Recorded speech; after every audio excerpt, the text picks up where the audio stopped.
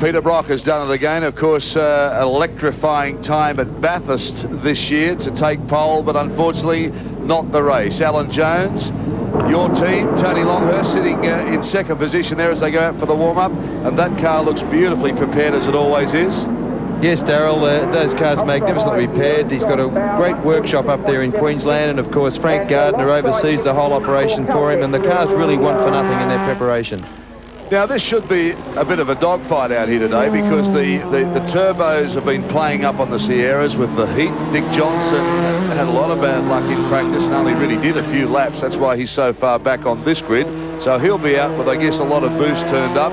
The Holdens believe they can be competitive here, even though they are heavier cars. They believe that this circuit's not bad, and they won here last year.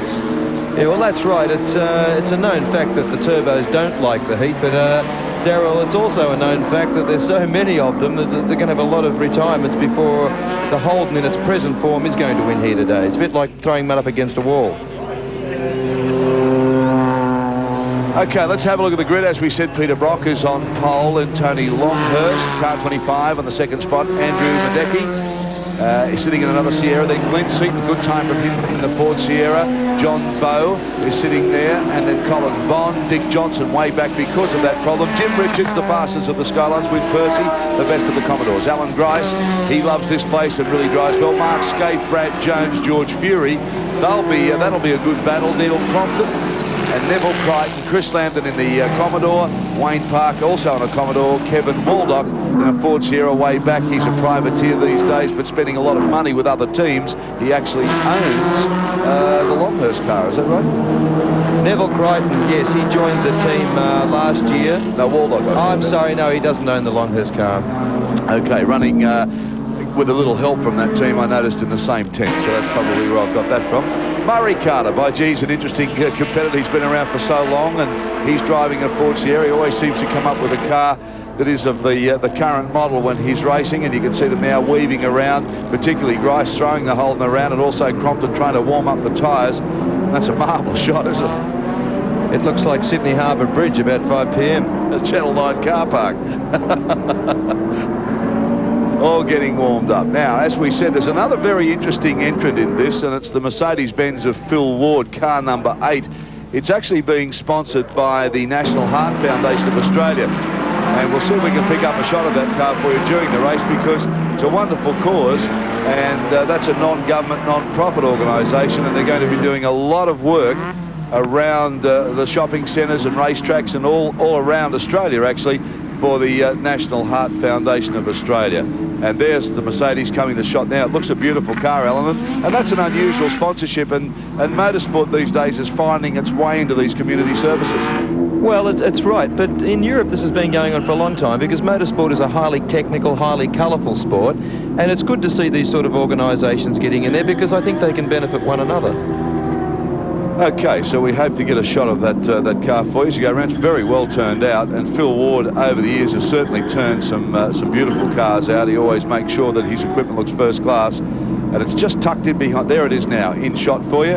That's the National Heart Foundation. Phil Ward and the Merc and Munro shock absorbers also coming to the party to keep that car on the road. I think that's the car that came out in the hands of Franz Klammer, the skier for Bathurst a few years ago. Yeah, I think you're right, and I think it might also be the car that inverted itself at Bathurst last year in the sand trap. Well, been fixed pretty well now. Okay, almost ready for a start. This should be a boomer. We have a camera inside Brock's car, so you'll see plenty. There's the red light, wait for the green. Longhurst, plenty of revs building up now. Brocky always hard off the start, but Longhurst and Miedecke get away, but look at Brock, really smokes the tyres up and gets the power down, and Longhurst ranges up alongside. Great start from Glenn Seton too in the blue Peter Jackson car, but Brocky, just gets through, half a lose from Peter Brock. Longhurst gets inside, and car 12, that's Mark Skaife. Skaife into the wall, before he got round the first corner, so plenty of drama. But look at Brock, he went sideways. He had Longhurst right up inside him. Glenn Seton now in third place. Andrew Miedecke trying to barge his way through, and then the two Johnson cars. Actually, Tony Longhurst did the best initial start, but then he seemed to get it off cam and had hesitated, and then Brocky got hold of him. But Tony's going to go for it. He told me that he's determined to win this, and he's certainly got the bit between his teeth. It'll be interesting to see just compare their actual speed down the straights. Okay, Brock now working the famous 05 car around his holding front. What a start. Mark Skaife was fired up for this. We were talking to him in the pits yesterday. Unfortunately for him, bang, crash, out. You spin here, you're in a bit of trouble. But here it is now, the Sierra Power, as we see Brock, Longhurst, Seton and Miedecke with the two Johnson cars right in behind. Now here's the incident again. Look at this as Brock comes around, tucks way down in tight on Longhurst, has a big half loose. Watch for Skaife. Bang, straight into the wall. That's expensive. I think Skaife was given a bit of a touch up the backside that caused that. From one of the Commodores, I would think, and it was the Win Percy car. Okay. Brock still leading. Longhurst nibbling away, takes a different line and ties up a little bit more space there. Gee, Glenn Seton driving well in third spot. He certainly is. He did a great start, and he also qualified really well, so he's obviously got that car well attuned to this circuit. Beautifully turned out car. I was talking to him through the week. One of the problems, he said, running two cars at Bathurst was a mistake. It just took too much of an effort. Yes, it was. I mean, it's a relatively new team, and to run two cars is a great effort for anybody, let alone a brand new young team like that. But the cars are always beautifully maintained and presented. Look at this, Brock at his best now. He's just driving, using all of the road. You're riding with Peter Brock now. Have a look at the angles that they get. You've got to remember that all of this horsepower, and we are talking about something in the vicinity, I would think, of 600 horsepower, and we're on very skinny tyres, Alan. You've driven these at Bathurst, so they're a handful, particularly here. Well, they haven't got as wide a tyres as they'd like, that's for sure. And with being turbocharged, the turbo comes in relatively quickly, and it really gives those back tyres something to work for. Ford Sierras weighing about 1,100 kilograms, 600 horsepower. The Holden Commodore, to give you an idea, is 1,340 kilograms with 460 horsepower. So that's their problem. They haven't got the horsepower and they've got a lot of weight. The Nissan, 480 horsepower with 1,100 kilograms. So their weight to power ratio is, or balance to weight, is much better. Well, I mean, that's why they were built and designed. That's why they're homologated. I think Ford had this very much in mind when they developed or conceived this car. It is a light car with lots of horsepower, and you can't beat that. Long time since we've seen the two Dick Johnson cars so far back. John Bow, of course, driving the car that won in Bathurst. Dick Johnson, as I said, had trouble here in practice, had an engine let go and was parked after only 4 or 5 laps. But it's Peter Brock coming back onto the main straight now with Tony Longhurst in the Benson Hedges car right in behind him. And the two of them blast up past the commentary tower now, and Brock got a little bit of a breather on that one. It's pulled out a little bit of a gap, but Longhurst chasing as they come through the S's and using all of the rotor. Yeah, and Sierras are in the top 7 positions, so that's what I mean. If you throw enough mud up against the wall, some's got to stick. Can Holden come back with a car next year that can be competitive? Well, I think so, yes. I mean, next year they're going to give the Holdens wider wheels, wider tyres, less weight, and they're going to put weight onto the Sierras. So hopefully that'll even things up a little bit. And it's certainly something I'd like to see. I'd like to see a few more badges up there amongst those other badges. Okay. Well, you can see young Glenn Seton has a handful at the moment because there's plenty of action around him. There's a position for you, Brock. Out in front, Longhurst is second. And that's been a great charge. But look at this magnificent pitches here as they drive around this tunnel effect on this track. If you've been around, it's really what it looks like. It's a fantastic place, but a lose here is always expensive. Well, yeah, I mean, it has a tendency to stop you fairly abruptly. Actually, it's good to see old Colin Bond up there. He's having a real go. He's right on Glenn Seton's tail shaft, and he's giving him a real hurry up. Look at this, under brakes. So Bondi's obviously got that thing sorted out. He's always had lots of horsepower, but he's been suffering from air. I think he's got him. No. Oh, big try on the outside. Oh, desperate stuff here from Colin Bond, but he doesn't get the line. Glenn Seton gets the line now. He'll try and duck back inside. He will get him. But Seton says, oh, little touch of shove. No. As close as you can get. Colin Bond chasing Glenn Seton. He'll get him under brakes here for the hairpin. Look, well done, Colin. Fantastic. Oh, Oops, nice a daisy. move. bit too well done. Well, they reckon slow in and fast out's the way. Oops, a daisy. Oh, and there's some panel damage happening Percy. here. Win Percy's gone straight into Colin Bond. He's gone off the track. Percy won't be going too far with that car. Real big mess in the front. Look at this, driving around. Win Percy says, I'm still him. That's Neil Crompton. Tucked in behind him, the two Holdens. Well, knowing Win, he'll keep going. As long as the car goes, Win will go. He's a really good touring car driver, and he's a real trier. But Allan Grice now, the leader of the Holden Brigade. I thought this would happen anyway. Oops, but Miedecke's looks like he's in a few problems. Oh, that's unbelievable. I mean, he lost a car at Lakeside where it was burnt, but the marshals are right onto it. Disastrous accident for him. What a terrible year for damage this fellow's had. I tell you what, I don't think they realise there's flames under that car. He's calling for help. He's calling quickly for help. He would have frightful memories of Lakeside earlier this year. Yeah, well, that was a pretty horrific accident, and of course the car was burnt right to the ground, and it was very costly for him, and he did very well to get back and get everything organised for Bathurst, and he needs this like a hole in the head. The new Holdens next year, the VN V8s, 5,000 units have to be produced, and then 500 special units to make sure that the car is on the track. And Allan, I was talking to Neil Crompton, they are pretty excited about it. They think they can come up with a package that will at least run with the Sierras. Yes, I was talking to John Bagshaw earlier today, and he was quite happy and smiling and confident that they'd be able to turn out a product that would at least give the Sierras a bit of hurry up, and it's something I'd like to see. Okay, car 8 has been flagged off. On the outside of the wheel is badly damaged, but it also looks like lap the rest 5. of the wheel. And that fire of Andrew Miedecke's car has settled down. Brock's still in front. Tony Longhurst still running second to him.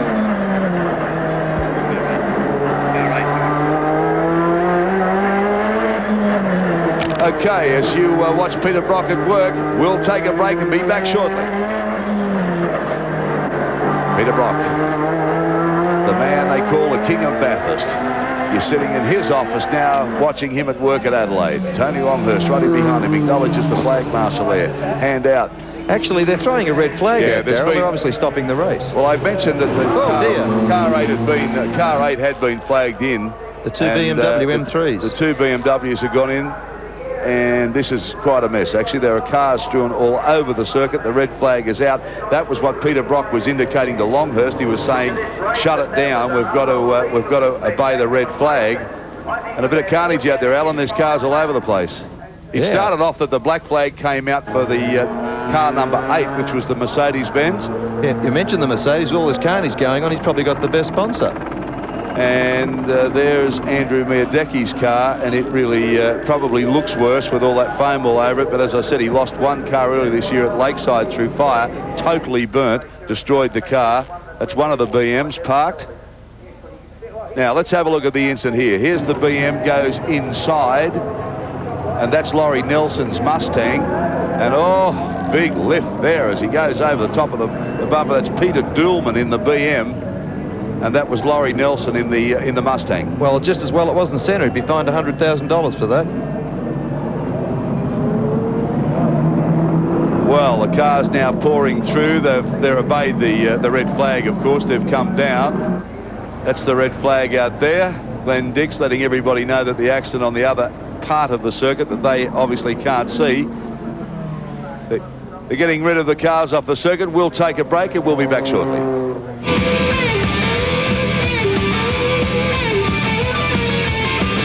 And 9 laps to complete the race. We join our commentators now, Darryl, Eastlake and Allan Jones. Thank you, Ken. That's the 1 minute board going up for the restart. 9 laps will be won and run this time. And by gee, the Peter Brock won the first drag at the first start from Tony Longhurst. It'll be interesting to see. Now, there are a few cars missing after a number of bingles that we had. Andrew Miedecke in car 6 is not there this time round because of the damage through that fire. All right, we've also lost John Bow he's out. That's the Dick Johnson second car. Mark Skaife in the Nissan is also gone. Peter Dillman in the BMW that you saw high side over the top of the Mustang is also out, and Laurie Nelson, the other car in that accident, is out. So they're the 1, 2, 3, 4, 5, 6 cars gone. And I see Brad Jones coming around. He's obviously been in the pits having something done to his car and has joined late, and he's making his way around the circuit and hopefully will join the field. Yes, he's just coming into the hairpin that leads up to the start-finish line straight now, so he'll obviously have to start from the back of the grid. Okay, well, Allan, really, considering the amount of cars involved, and we've said before the track is fairly narrow here for touring cars. John Bowe said that in the interview with Barry Sheen, that remarkably almost a full field back. So the warm-up lap undertaking here, and we can see that Colin Bond has done a fair bit of hacking around his left-hand front wheel to make sure he's going. Win Percy's Holden is quite a mess in the front. They've been working on that right up to this parade lap, trying to make sure that everything's out. I guess his wheel alignment would be way off, but the panel damage, they've just cut everything away from it. Yeah, well, it looked like the front left-hand wheel had a whack, but that's mainly fiberglass. As you can see, that on the front of those wheels, they're fiberglass to aid the ducting. It's to drag the hot heat out from the brake. So with a little bit of luck, it might only just be fiberglass. And the alignment or suspension may not have had that much damage at all. I hope so for Wynn's place, because I'm looking forward to a real good dice between Wynn and Allan Grice. Well, Grice is sitting right behind him in the blue and white Commodore, and gee, I feel sorry for young Mark Skaife. I did spend some time with him yesterday. He was so fired up to do well in this race, and it was the last time that we'll see the Skylines run as they are now, brand new cars next year. Well, absolutely. As a matter of fact, from our commentary position, I'm looking at next year's Skyline. In fact, they've been using it as the Clerk of Course car here this weekend, and it's quite a business. It's four-wheel drive, four-wheel steer, 32 valve, twin turbo. A little bit heavy, but they seem to think they can get the horsepower into it that'll make it really, really competitive. Certainly a beautiful looking car. Lovely colour too. There it is. That's the new Nissan Skyline that you'll see racing in the familiar red, white and blue colours next year. The hands of Jimmy Richards and Mark Skaife, and unfortunately Skaife out of this one. Okay, cars now. We're going through the routine of warming up the tyres again. Tony Longhurst has mentioned that the cars were running hot and then suddenly shut off. Allan, what exactly does he mean by that? Well, because they're a turbo car, they get up to enormous temperatures, particularly the turbocharger itself. And ideally what you should do after you've been running it very, very quickly is allow at least one slow down lap for all the manifolds and turbos to get down to a reasonable temperature before you switch it off. Because if you switch it off all of a sudden with the temperatures it has, things start cracking and popping, and it doesn't do any favours at all to the engine. Okay, so everybody trying to get as much heat worked out. There's 9 laps of this remaining now. Of course, as we've said, we've lost 6 cars because of a fairly, well, big biffo right there. And you can see the marks of that in the first encounter. And Andrew Miedecke once again going through a fire problem. And we mentioned earlier that he lost a car, totaled at Lakeside in a very horrific accident up there. So he's really had quite a year of bad luck, and I guess a lot of bills. Someone's got to pay them, and these things are very, very expensive to run. We're talking $300,000 when you're talking about the top Sierras. Right, Peter Brock now takes pole. Tony Longhurst, Glenn Seton, who is going very well. Colin Bond fills in. There's a nice clear piece of road in front of Dick Johnson if he does a good start. There's actually the 2 cars that were in front of him are now missing. So if he can get those revs right, he's got a totally unobstructed run straight up behind Brocky. Okay, and Dick Johnson having a lot of trouble in practice. The car parked very early. That's why the ordinary time from him. Jim Richards off to his right, and right behind him is Win Percy and then Allan Grice. And Allan Grice, as we know, loves this circuit. He's pretty aggressive with the big Commodore. If he gets a chance, he'll come through. Oh yeah, he'll come through, and knowing Gricey, the tyres that he's picked won't be real screamers initially. He will have picked a tyre that'll come on and help him, but this shortened race that might not help him at all. Okay, 10 seconds from the start. Watch for the lights. This will be a boomer. The drag in round 1 was won by Brock. Red light, green light. They're racing Brock again. Lights it up on the line and gets it away. Longhurst this time gets the power down pretty even, side by side under the bridge. Look at this, great stuff. Brock comes through first though and gets gets Longhurst, and then it's Seton, then it's Johnson who made that start. Oh, Jimmy Richards has come right across the ripple strip to take up the action. The field pours through. Everybody gets through this time, looking good. Peter Brock out in front from Tony Longhurst and Glenn Seton. Yeah, another good start by Glenn Seton. He's done 2 very good starts now. This could be interesting because Tony's having a real go again. No doubt about that as we look down on the chopper, but it's Brock, Longhurst and Seton, then Johnson who has forged his way through. Jimmy Richards wants a part of this too. He's made a big move up. George Fury sitting in there as well. So there's plenty of talent to burn, only 9 laps to do it, and Brock at the moment sitting in the #1 position. Actually, Percy did an excellent start. He's got up in front of the 2 Nissans, and I think he's currently lying in around about 5th or 6th position. Field pouring down now, but there's Brock out in front. Longhurst, like a drover's dog, is right in behind him. Seton now tucks in behind Brock. Brocky driving very defensively, driving down the straight on the right-hand side. That's to stop Tony getting him on the inside under brakes. And you can see that Johnson's already made up a heap of ground, and he's now having a go at Seton. Oh, definitely. Dick Johnson has taken advantage. Look, they're side by side here at Adelaide. Brock again takes a line now. No, he can't. He tries to come back. Tony Longhurst tried to come back on the inside and doesn't do it, but he might get the line here. Brock. Longhurst second, but Brock gets the line and comes through. Well, Longhurst was trying to do what Colin Bond had done in round 1, and of course Bondy had a spin there doing that. But here they go again past the start-finish line with 8 to go. It's still Peter Brock. Seton has closed right up now on Longhurst, and so has Dick Johnson. So the 4 Sierras are really hooting here at Adelaide. They certainly are. This is going to turn into be a good dice, hopefully. Look at Johnson. He's right up there on Seton. I predict Johnson will get Seton down the straight. If he doesn't get walked through that corner, he was held up a little bit. He's going to have a go. Seton's driving it defensively. This will be interesting to see when they do come onto Brabham straight. I reckon Dick will just hang back a little bit, get a good run through that right hand, and I reckon he'll knock Glenn off down the straight. Well, not a struck match in this. Everybody doing the best they can at Adelaide and the Tourers.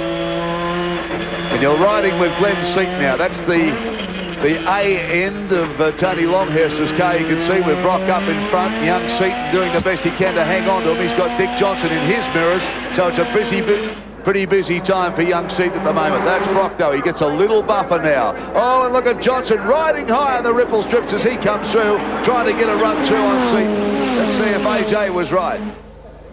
No, well, that was the corner I told you about, but going up on that ripple strip didn't do him any favours at all, and Glenn's got over to the right to stop him coming in on the inside of him under brakes. So it's still Brock, it's still Longhurst, it's still Seton. And then we have Johnson in 4th place. The flag marshals are busy waving the blue, letting everyone know that there's cars all around them, if they wouldn't be aware of that. Seton has done a great job this weekend. We mentioned earlier he took 2 cars to Bathurst. It was a big ask for the young fellow in a newly formed team, but by gee, he's showing his talents here again, as we know he's done for many years with the Nissan team. But right now, Brock back onto the start-finish line. Now look at Seton. He takes a tighter line, tucks in. That's keeping Johnson at bay. Tony Longhurst is second. So we've got 8 to go. And he's coming down into your straight, John. I think what really Dick needs to sort of just hang back a little bit going into these corners and have a run at Glenn on the way out. He seems to be right up very close to him going into the corner, and that's allowing Glenn just to get away a little bit coming out. But I still maintain that if he can get that right hand right going into Brabham straight, that'll give him the run that he needs to get past Glenn down the straight. Cars moving around this circuit, very, very bumpy, very narrow for touring cars, but by G, Brock doing a great job in front. Yeah, look how close Dick is now going through that right hand. And now, see how he loses a little bit on the exit? Yeah, Brocky's driving very well indeed, very clean. He's really got this car sorted out very well. Okay, don't leave your lounge rooms or your TV sets for this one. We'll be back shortly. As I promised, plenty happening here. Peter Brock, Dick Johnson, that's right, he's in 2nd place.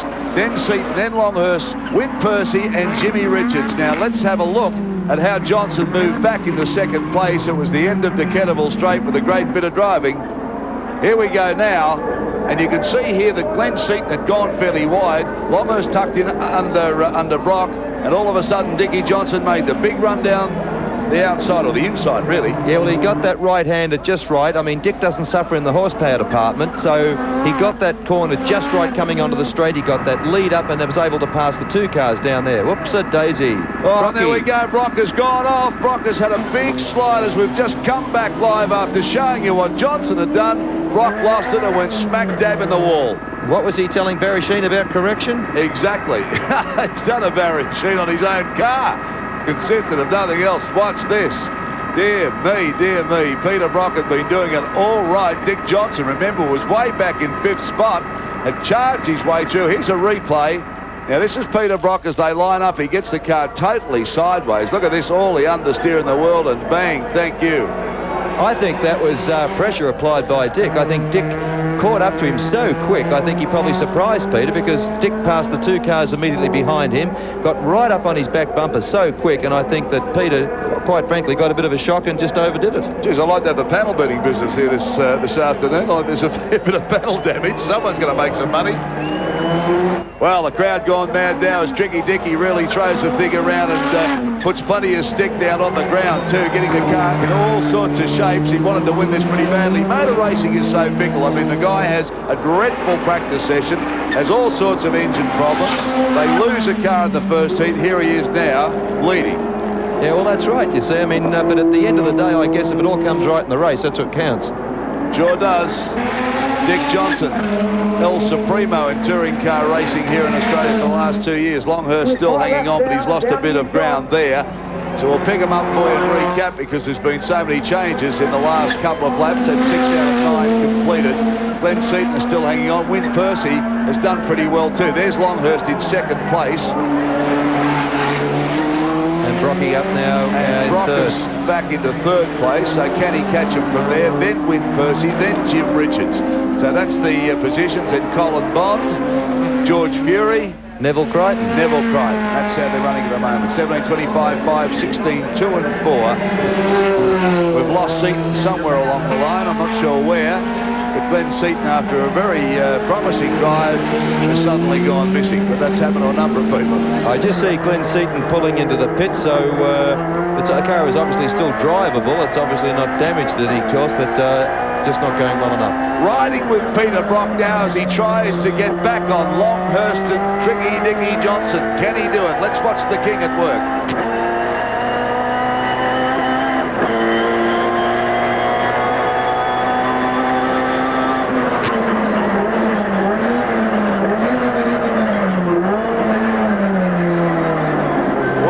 Doesn't make the hair stand up on the back of your neck, nothing will. Look at the angle of the car as Brocky gets it sideways as he makes the big chase, and he's getting there too.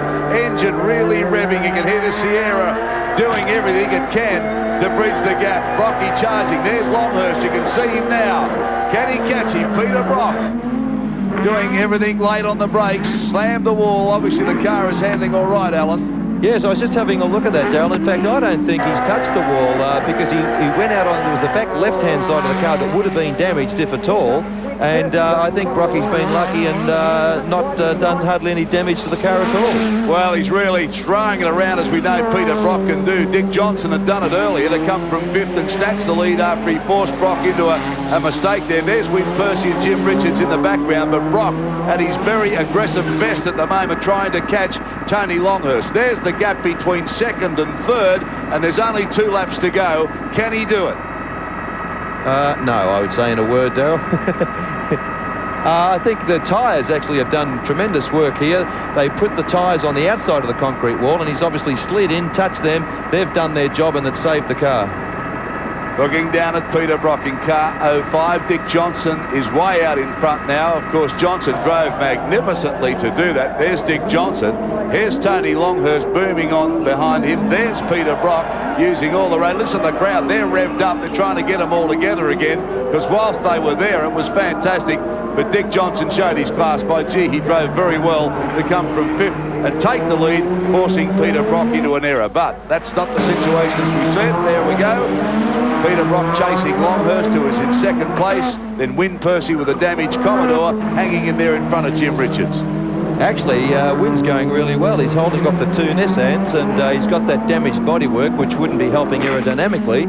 But that aside, he's driving really well, and the Holden's steaming ahead. Dick Johnson coming onto the start-finish line as we lost one of the Commodores, car 99. Oh, and he does a little loose throwback as we come back. Richard Scare, is that? I believe that's Richard Scare. Just scared himself. Yeah, exactly, or Scarf. Okay, with Percy thunders past with Jimmy Richards behind him, but we're looking at the moment at Dick Johnson, Tony Longhurst and Peter Brock. There's the three of them, 8 laps of 9 gone. Johnson gets the thing sideways, gets waved through. He's not backing off. By gee, storming around the moment, the banana bender. The man that took Bathurst this year when they said that he can only win sprint races. By gee, though, he's had a sensational couple of years, Dick Johnson. Oh, no. He's the lose. Oh, put the motor on everybody. Dick Johnson had it cranked up with 1 lap to go and is gone. Well, Brock's back in second, and Johnson, he's out for the afternoon by the look of it. And Tony Longhurst is in the lead in the Benson and Hedges Sierra, looking very comfortable. What did we say about Finkel motor racing? My goodness, this race has had everything. The Group A's are doing it here in Adelaide. Right, Brock, can he close the gap now on Longhurst? Here we go again as Johnson, I said, was throwing everything into it. And a little bit too much as the Sierra goes, thank you, man, but we'll do a little loop here. And bang, stopped, and that's the end of Dickie Johnson for this afternoon. Once again, he was lucky that he won't need the panel beater. Well, now, Brock, can he get the lead back? I think he's going to run out of time. Tony Longhurst, who has done nothing wrong. Peter Brock chasing Longhurst, who's out in front of the Benson and Hedges car. There's the difference. There's the gap. Johnson's going again in 8th position, so he's back on the track. Right, here we are now. That's coming past the pits where we are now. There's 1 lap to go in that gap. I don't think Brock can do it because Longhurst will throw everything into it. Look at that, the car leaping around over the ripple strips. Allan, he's really got the thing cranked up. Yeah, he has, but he'll know that he's got a nice little gap over Peter.